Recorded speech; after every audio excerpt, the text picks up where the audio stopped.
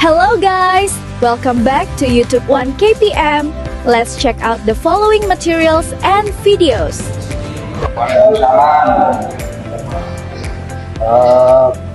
Sore ini ada sedikit yang mau saya sampaikan lah ya terkait dengan program Kodiji. Jadi di sini yang saya mau sampaikan adalah terkait dengan Jepang ya.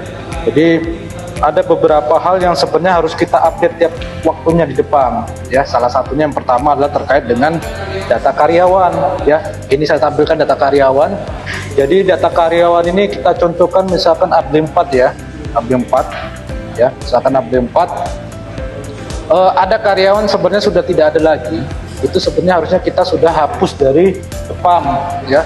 Misalkan yang namanya si Julhamdini. Nah, Julhamdini ya, Rani produksi lah, tolonglah ya, yang sudah tidak aktif lagi segera dihapus. Kenapa? Karena ini sebenarnya menjadi penambah tenaga di database kita di PBC, padahal orangnya sudah nggak ada. Nah, ini kita hapus.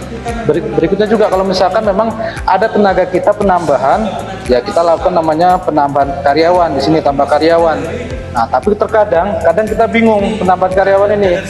Ketika memang penambahan karyawan ini niksapnya sudah pernah kita masukkan, nah kita nggak perlu lagi masukannya dari ini, dan dari sini, tapi dari atas saja langsung cari. Nanti biasanya kalau kita cari langsung nampaknya itu. Kalau memang di situ nanti nggak aktif, nanti kita sudah pencet aktif gitu. Misalkan punya siapa misalnya yang nggak aktif ya. Contohnya misalkan punya Pak Eko, ada apa? Nggak ada ya. Kalau nggak bisa kita contohkan nggak apa-apa lah ya. Jadi intinya sebenarnya kalau misalnya ada tenaga yang sudah nggak aktif, tolong dihapus. Kalau misalnya ada penambahan, dari sinilah kita masukkan yang tambah karyawan ya. Kalau misalnya orangnya sudah ada, sebenarnya sudah terdaftar di SAP, kita tinggal cari aja di sini, cari nanti, masukkan kode niksapnya. Nah, terus kemudian ini tolong nanti sama Rani produksi lah ya. Ada namanya di sini, itu menu yang namanya ini menu yang namanya monitoring kehadiran. Ini kadang sering kita nggak kita perhatikan ya. Misalkan contohnya kita buat tanggal 20 ya.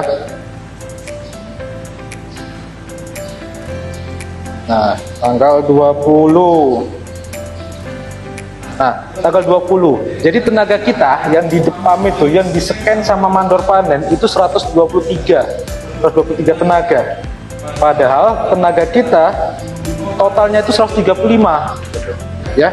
Jadi dari scanan itu kan, kalau misalnya pemanen itu di-scan, kita masukkan keterangan K hadir. Jadi semua itu keterangannya 112 lah yang keterangannya K.